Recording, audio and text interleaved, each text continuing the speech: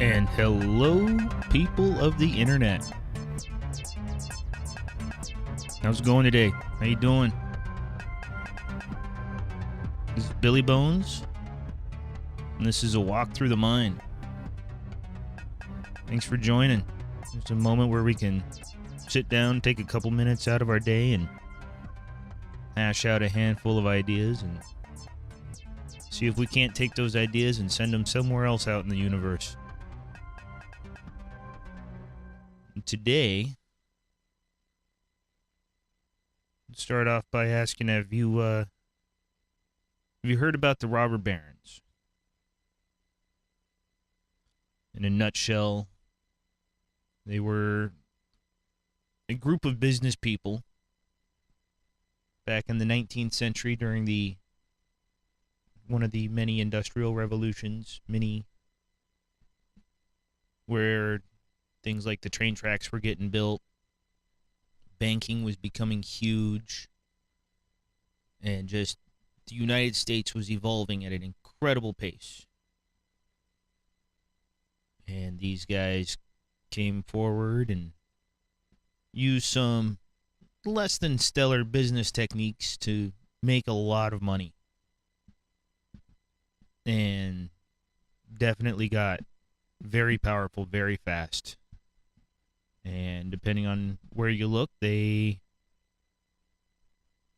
was a big influence on how American politics evolved on either side of the conversation.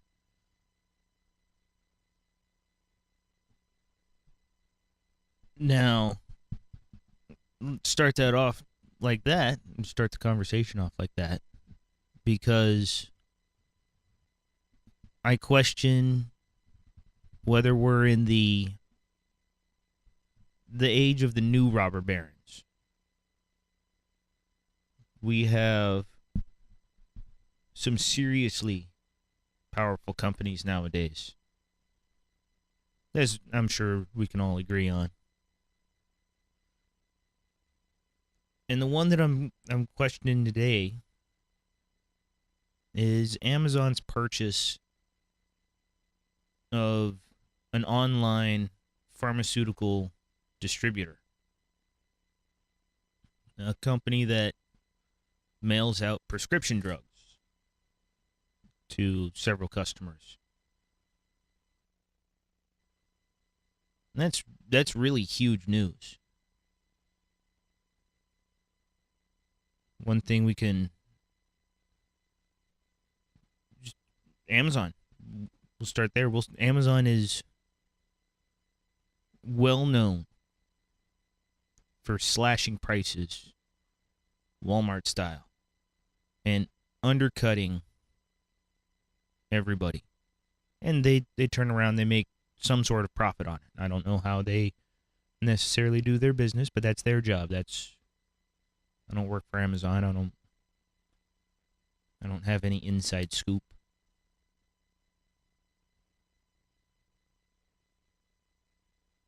But another thing to factor in is we have the Affordable Care Act. And that is, in a nutshell, forced insurance. You're required to buy insurance through a private company, or you are required to pay a federal tax, which I should have done research to see where that goes, but I'll let you figure that out. We can all look that up on our own time to see where the funds are allocated to. Whether or not those funds go to proper allocation is a different story. I think that's worth research on its own. But we're forced, you, me, person sitting next to you, as an American, are forced to buy insurance. And it would be a similar deal if we all were forced to have Medicaid. We'd all be paid into something. But now there's a forced market. We no longer incentivized to purchase things. We are forced to buy things. And some people need Advil or Tylenol or ibuprofen. Other people need SSRIs. Other people get a broken bone, and sometimes Advil doesn't cut it. Sometimes people blow out their back and they need Oxycontin. For personal opinions on that aside, but that sometimes people need certain things, and that's just obviously a small little section of the prescription market. But all of those are pills. All of those will need to be purchased on one day or another, one time or another.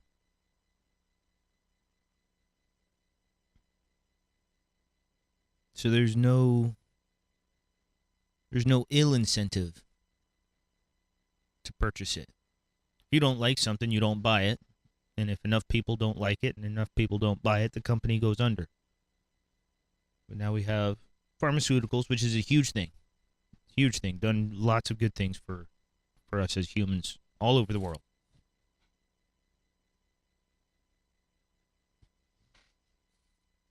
And if you look at the insurance companies, we've got our new big three, going back to car terms.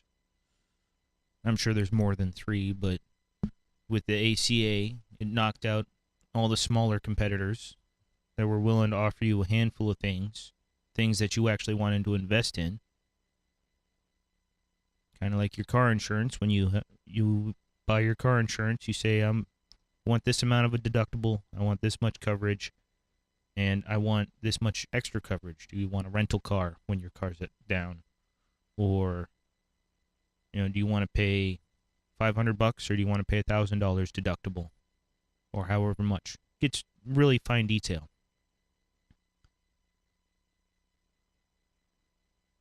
But now that we're forced to pay so much, all those small companies disappeared. Kind of like when the emission standards for cars kicked in. Ford ended up buying Mercury. And who else did they buy? Mazda. They owned Land Rover for a period. They own Jaguar. Chevy owns Pontiac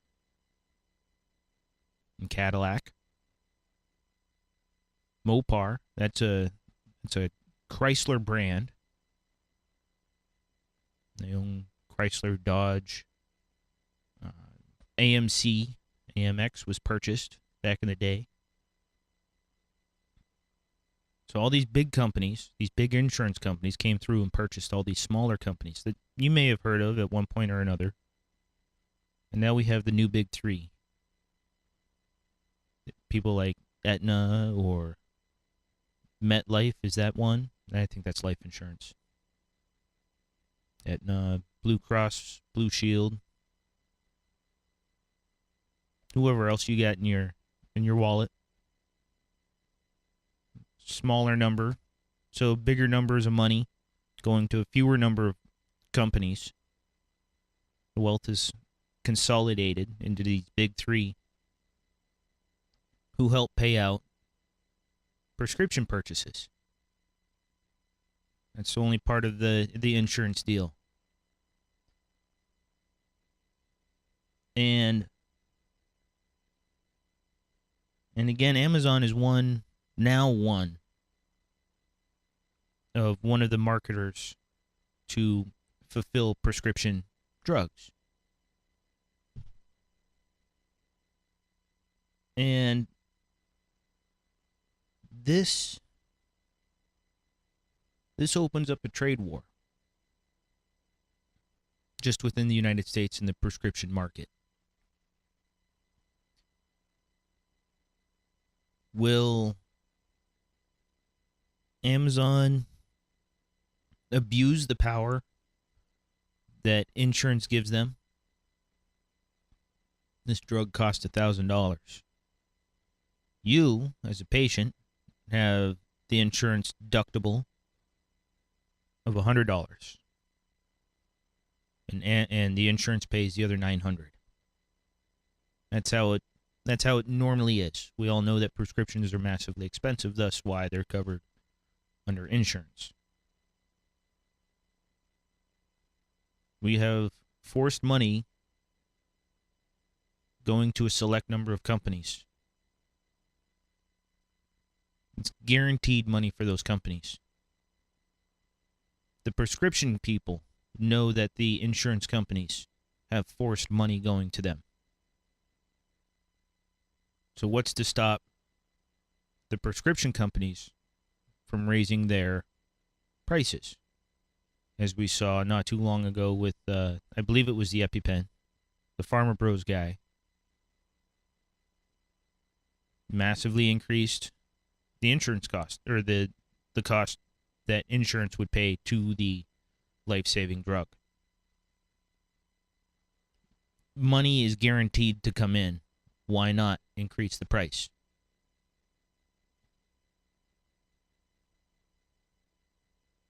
And then I come back again and ask, is Amazon going to keep their basic business model? They're going to sell it for pennies on the dollar and hope that through bulk selling and undercutting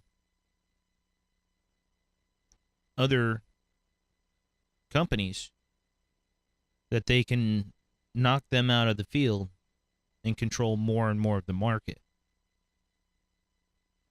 The robber barons did the same thing. Someone else would start making a company similar to theirs, and they'd come in and they'd use mafia tactics to take them out. Or they'd come in and they'd offer them a chunk of money and make them an offer. You can't refuse, huh? So, and then acquire that company. The railroad companies, there's two because of the monopoly laws. But for a long time, there was one really strong one.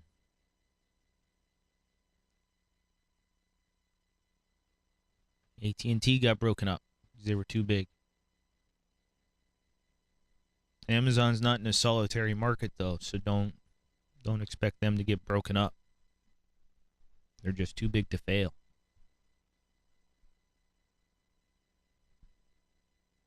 And I go ranting and raving again. But the idea of prescription by mail, I don't have prescription, so I don't know how it works necessarily. But one thing you have to worry about, especially if things are going to get cheaper, again, only from Amazon's past performances is where I get that judgment.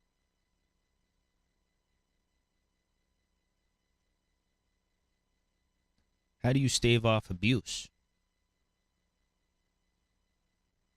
We can look at, if you want proof of abuse, you can look up, do some research on the pill mills of Florida. You walk into one place and you get the doctor to sign your prescription deal. Then you walk next door and you get your prescription filled.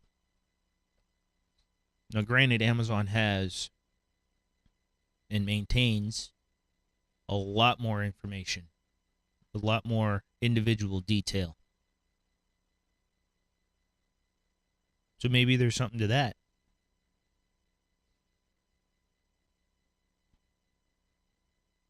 But what happens when they're the only player in town again? When Amazon announced that they were purchasing the company for $1 billion, mind you,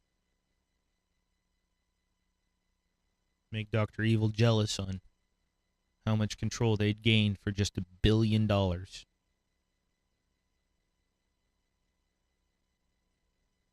But when they announced the purchase, stocks in other online prescription retailers dropped significantly. People question the faith, which is what a stock is. It's their faith in the company that they will do good tomorrow. The stocks dropped. So obviously I'm not the only person questioning this, and there's a lot smarter people out there who question it because they have the stocks in the companies and they're willing to act on that.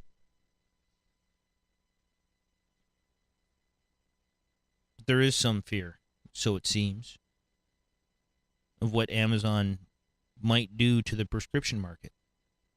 Maybe they make it affordable for everybody, make it affordable for the healthcare markets.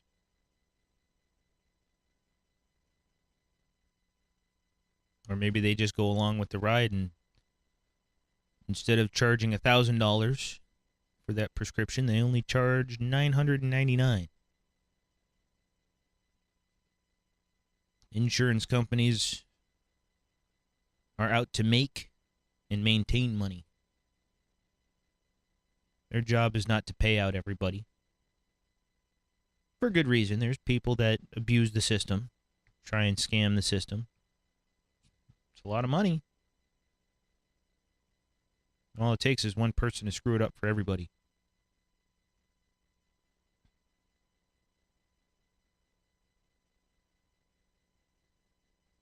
And then my only other question is, how much do we trust Amazon?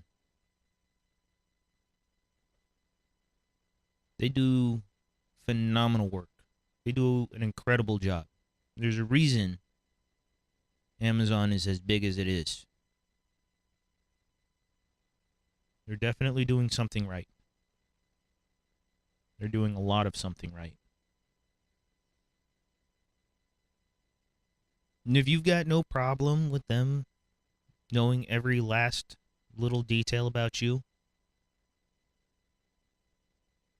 it's okay. It's not my decision. And even as a non-Prime user, I know that they know a lot about me. It's their business. That's their job. It's what they're in the market for. They own some data. They can use the data how they see fit. That's what I get for purchasing stuff from them before.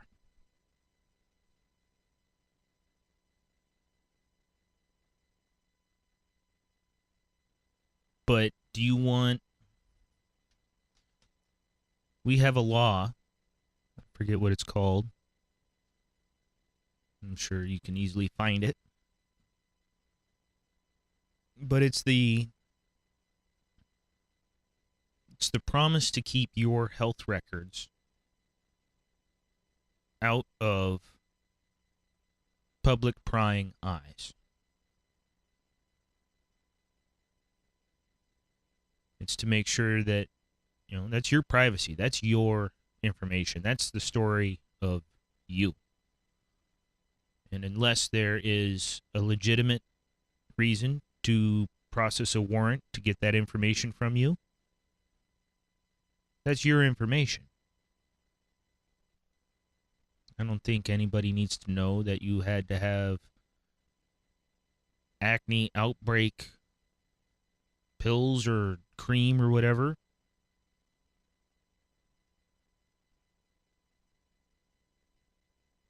But Amazon will have that information now.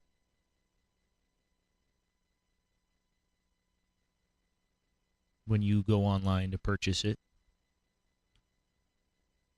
with your approved insurance card. But people need to save money. Things aren't cheap these days, that's for sure. Amazon's doing something right. Can't blame you.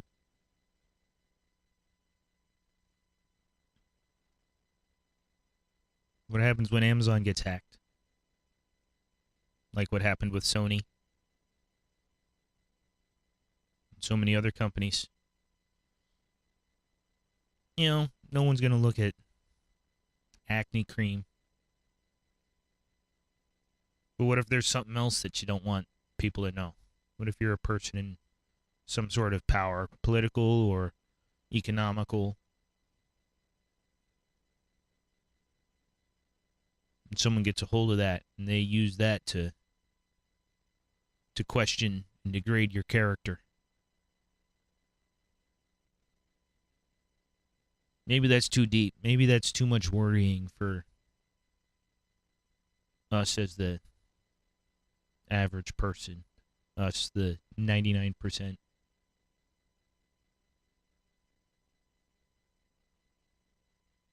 That's okay.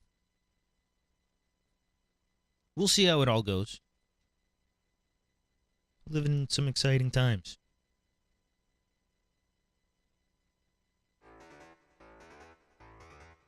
I hope I've sparked some thoughts. But I'm Billy Bones. BILLYBON 3S. That's a 3 instead of an E. You find me on my website, billybones.com, spelt the same way. I'm on Twitter, @BillyBones. You got questions, comments, love mail, hate mail? Send it all. Love you guys.